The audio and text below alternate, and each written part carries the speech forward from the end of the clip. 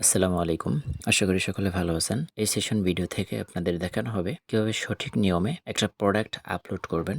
তো প্রোডাক্টটা আপলোড করার জন্য সর্বপ্রথম ভেন্ডরশিপের যে প্রজেক্ট রয়েছে এখানে একটা ক্লিক করতে হবে। এর পরবর্তীতে এখানে আপনি অ্যাড যে প্রোডাক্ট দেখতে পাচ্ছেন, এই অ্যাড প্রোডাক্টে আপনাকে একটা ক্লিক করতে হবে। এর পরবর্তীতে আপনি যেই প্রোডাক্টটা আপলোড করতে চাচ্ছেন সেই প্রোডাক্টের নামটা আপনি এখানে লিখে দিবেন। এর পরবর্তীতে প্রোডাক্টের ডিসক্রিপশন, আপনি যে প্রোডাক্টটা অ্যাড করবেন সেই প্রোডাক্টের যে ডিসক্রিপশন রয়েছে, ডিটেলস আপনি এখানে লিখে দিবেন। এর পরবর্তীতে প্রোডাক্ট প্রাইস, অবশ্যই এখানে আপনি প্রোডাক্ট প্রাইস এবং এখানে কিন্তু ভেন্ডর লেখা রয়েছে, যে ভেন্ডর মানে আপনি কত টাকা প্রোডাক্টটা সেল করতে চাচ্ছেন। যদি আপনারা এটা 800 টাকা সেল করতে চাচ্ছেন তাহলে আপনি 800 টাকা দিবেন। এর পরবর্তীতে এখানে প্রোডাক্ট প্রাইস যেটা রয়েছে রিসেলার হিসেবে, অবশ্যই এটা দেখবেন রিসেলার, এবং এটা হচ্ছে ভেন্ডর। এই প্রথম যে প্রাইসটা দিবেন এটা হচ্ছে আপনার প্রাইস, আপনি কত টাকা বিক্রি করবেন, এবং এখানে প্রোডাক্ট প্রাইস যে রয়েছে রিসেলার সে সর্বোচ্চ কত টাকা বিক্রি করতে পারবে সেটা আপনি এখানে দিয়ে দিবেন। আপনি এখানে 1500 বা 1800, মানে আপনি একটু বেশি দিয়ে দিবেন, কোনো সমস্যা হবে না। 1650 টাকা আমি এখানে দিয়ে দিলাম। এর পরবর্তীতে এখানে সিলেক্ট প্রোডাক্ট ক্যাটাগরি, আপনি এই প্রোডাক্টটা কিসের মধ্যে হবে সেটা আপনি এখান থেকে সিলেক্ট করে দিবেন। তো যেহেতু আমাদের এখানে ইলেকট্রনিক্সের বিষয়বস্তু, এজন্য আমরা ইলেকট্রনিক্স এটা সিলেক্ট করে তারপরে এখানে নিচে নেক্সট যে ক্যাটাগরি রয়েছে, নেক্সট সাব ক্যাটাগরিতে ক্লিক করবেন। এর পরবর্তীতে যদি আপনার এখানে স্মার্টফোন হয় বা স্মার্ট ওয়াচ হয় বা ব্লুটুথ হয়, যেটা হয় সেটা আপনি চাইলে এখান থেকে সিলেক্ট করতে পারবেন, অথবা চাইলে আপনি এখানে স্কিপও করে দিতে পারবেন। সো এখান থেকে আমি স্মার্ট ওয়াচটাই এখানে সিলেক্ট করে দিলাম। এর পরবর্তীতে চাইলে আপনি স্কিপও করে দিতে পারেন, আর যদি চান পরবর্তী স্টেপে যাবেন তাহলে নেক্সট যেটা রয়েছে চাইল্ড ক্যাটাগরি, এখানে ক্লিক করে দিবেন। তো যদি আপনি এখানে কোনো কিছু সিলেক্ট করতে চান তাহলে আপনি সিলেক্ট করতে পারেন, আর যদি না চান তাহলে স্কিপে একটা ক্লিক করে দিবেন। সো যেহেতু আমরা দুইটা সিলেক্ট করেছিলাম এজন্য আমাদের দুইটা আসছে এবং এটা চাইল্ড ক্যাটাগরি আসেনি। তবে আপনাদের জাস্ট প্রথম ক্যাটাগরিটা দিলেই হয়ে যাবে, এটা জাস্ট অপশনাল লেখাই রয়েছে, এটা অপশনাল, এটা দিলেও হবে, না দিলেও কোনো সমস্যা নেই। এর পরবর্তীতে সিলেক্ট প্রোডাক্ট ইমেজ, আপনি যে প্রোডাক্টটা আপলোড করতে চাচ্ছেন সেই প্রোডাক্টটার এখানে ইমেজগুলো দিয়ে দিবেন। এখানে সিলেক্ট প্রোডাক্ট ইমেজে ক্লিক করার পর এখানে আপনি 5টা প্রোডাক্টের ইমেজ আপনি দিতে পারবেন। সো এখান থেকে আমি 4 থেকে 5টা দিয়ে দিই, আপনারা 4 থেকে 5টা দিয়ে দিবেন। এরপরে নিচে অ্যাড অপশনে ক্লিক করে দিবেন, তাহলে আপনার এখান থেকে ছবিগুলো অ্যাড হয়ে যাবে। যদি চান যে না আমার একটা ছবি ডিলিট করে দিতে চাই, তাহলে যে ডিলিট অপশন আছে, ডিলিট অপশনে ক্লিক করলে সেই ছবিটা অ্যাড হয়ে যাবে। এবং যদি চান যে নতুন একটা ছবি অ্যাড করব, তাহলে এটার উপর আবার একটা ক্লিক করবেন, তার পরবর্তীতে আপনি গ্যালারি থেকে সেই ছবিটা আপনি আবারও অ্যাড করে দিতে পারবেন। এভাবে কিন্তু আপনি ছবিগুলো অ্যাড করতে পারেন।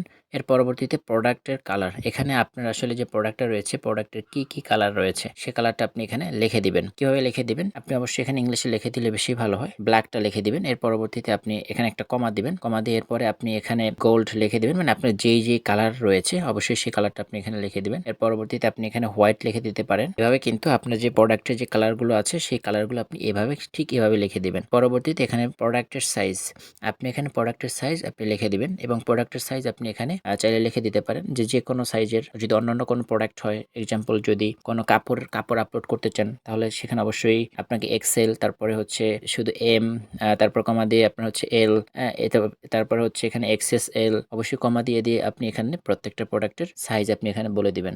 যেহেতু আমাদের এই প্রোডাক্টের সাইজ নেই যার কারণে আমরা এই সাইজটা দিলাম না। এর পরবর্তীতে এখানে প্রোডাক্টের ওয়েট, এই প্রোডাক্টটা আসলে কত কেজি, 100 গ্রাম, এই জন্য আমরা এখানে 0 দিয়ে দিলেন, বা যদি 1 কেজি হয় তাহলে 1 দিয়ে দিবেন, 2 কেজি হলে 2 দিয়ে দিবেন, এরকম আর কি। এর পরবর্তীতে প্রোডাক্টটা স্টক আছে নাকি প্রোডাক্টটা আউট অফ স্টক, যদি আপনার প্রোডাক্টটা স্টকে না থাকে তাহলে আপনি আউট অফ স্টকে ক্লিক করে দিবেন, আর যদি প্রোডাক্টটা স্টকে থাকে তাহলে কিন্তু এই ইন স্টক যেটা আছে এটাতে ক্লিক করা থাকবে। এবং এখানে প্রোডাক্টটা স্টকে থাকলে কতগুলো প্রোডাক্ট আপনি স্টকে আছে, যদি আপনার 100 পিস হয় তাহলে 100 পিস দিবেন, 200 পিস হলে 200 পিস দিবেন, এবং অবশ্যই আপনাকে এটা সঠিকটা দিতে হবে। এর পরবর্তীতে এখানে ডিসকাউন্ট আছে কিনা, আপনি প্রোডাক্টের জন্য আপনি ডিসকাউন্ট দিতে চাচ্ছেন কিনা, যে প্রোডাক্টে আপনি ডিসকাউন্ট দিবেন সেটা আপনি এখানে এটা অন করে দিবেন। এটা অন করে দিলে আপনি এখানে রয়েছে যে ডিসকাউন্ট মূল্য কত টাকা।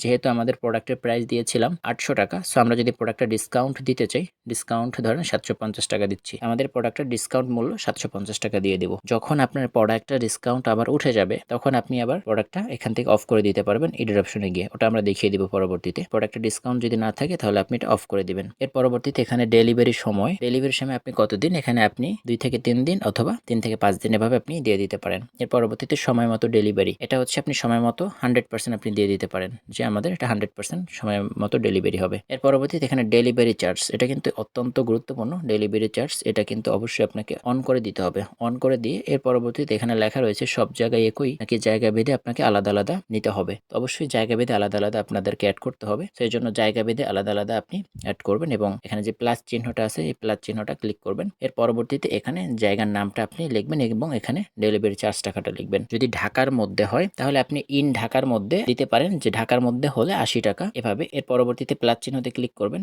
প্লাস চিহ্নতে ক্লিক করলে এরপর জায়গার নাম 2 নম্বরে দিবেন। সাব ঢাকা দিতে পারেন, যে ঢাকার ফুল বাইরে না, ঢাকার মধ্যেই হতে পারে, 100 টাকা দিয়ে দিতে পারেন। এর পরবর্তীতে যদি ঢাকার বাহিরে হয় তাহলে আবার একটা প্লাস চিহ্নতে ক্লিক করে একটা নেবেন। এর পরবর্তীতে এখানে আউট অফ ঢাকা অবশ্যই আপনি এখানে ডেলিভারি চার্জ 130 টাকা দিয়ে দিবেন। এভাবে কিন্তু আপনি চট্টগ্রাম হয় তাহলে আপনি ইন চট্টগ্রাম 80 টাকা, সাব চট্টগ্রাম 100 টাকা, আউট অফ চট্টগ্রাম আপনার যে লোকেশন হয় সেখানে আপনি সিটির মধ্যে তো অবশ্যই 80 টাকা এবং সাব সিটির মধ্যে প্রয়োজন 100 টাকা, এবং সিটির বাহিরে অন্য জেলায় যদি দিতে চান আপনি এখানে 130 টাকা নেবেন। এর পরবর্তীতে এখানে ডেলিভারি চার্জ অ্যাডভান্স লাগবে কিনা, যদি আপনি অ্যাডভান্স চান যে না আমার এই প্রোডাক্টের জন্য ডেলিভারি চার্জ টাকাটা আপনাকে দিয়ে প্রোডাক্টটা অর্ডার করতে হবে, তাহলে আপনি এটা অন করে দিবেন। যদি আপনার এই প্রোডাক্টের জন্য ডেলিভারি চার্জ টাকা অ্যাডভান্স না নিতে চান তাহলে আপনি এটা অবশ্যই অফ করে দিবেন। তাহলে হবে কি ডেলিভারি চার্জ টাকাটা তারা অ্যাডভান্স পে করবে না, সম্পূর্ণ টাকা একসাথে পে করবে। আর যদি আপনি ডেলিভারি চার্জ টাকাটা অ্যাডভান্স চান তাহলে আপনি এটা জাস্ট হচ্ছে অন করে দিবেন। এর পরবর্তীতে এখানে গ্যারান্টি ওয়ারেন্টি রয়েছে, যদি গ্যারান্টি ওয়ারেন্টি থাকে তাহলে আপনি এটা অবশ্যই অন করে দিবেন এবং গ্যারান্টি ওয়ারেন্টি লিখে দিবেন। সো আপনি এভাবে যদি ওয়ারেন্টি গ্যারান্টি থাকে তাহলে আপনি এখান থেকে যে 6 মান্থস আমি এখানে হচ্ছে ওয়ারেন্টি দিয়ে দিলাম। যদি আপনাদের না থাকে তাহলে আপনি এটা দিতে হবে না, যদি থাকে তাহলে আপনি এখানে দিয়ে দিলেন যে 1 বছর সার্ভিস ওয়ারেন্টি বা 6 মাসের রিপ্লেস ওয়ারেন্টি বা গ্যারান্টি